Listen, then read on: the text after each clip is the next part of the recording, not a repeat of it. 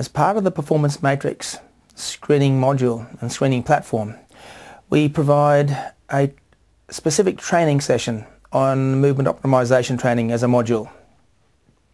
The movement optimization module starts with the important part of the screen, the profile. So we start with a couple of profiles that have been generated either on a previous course or training session or previous screens that clients have done. And then based on a couple of movement and performance profiles, we identify what are the uncontrolled movements that are low threshold and the uncontrolled movements that are high threshold risk factors. And so we spend a little bit of time on trying to understand how to prioritize those risk factors. Of the high risk factors, where do we start? And we find some key priorities, build around the profile that's been generated from the screen, and then the whole course and the whole training program and the modules build around trying to find strategies. The aim is not to just give a whole bunch of exercises that people take away and then only get limited to the group of exercises we manage to do in a couple of days. We look at training strategies and principles to deal with low threshold risk factors.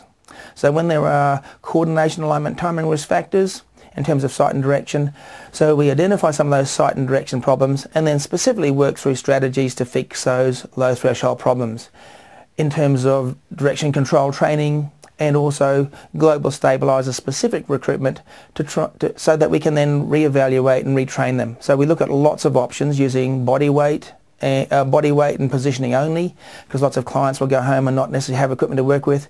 We also use a variety of different equipment to create proprioceptive challenges to the movement system that we can then use to stimulate it and make it more interesting.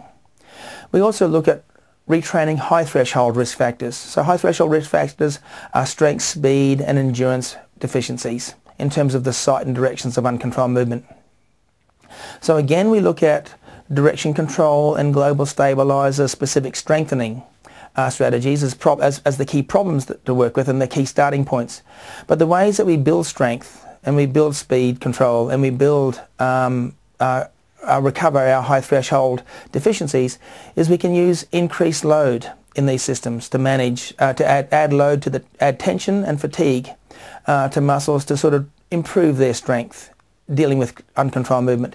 We can also look at high speed or rapid alternating arm leg movements. That when we do high speed movements, it creates fatigue and co-contraction at the pelvic girdle and the shoulder girdle that link the girdles to the core. It creates fatigue and tension in the muscles that are doing rapid change of direction movements of the arms or legs.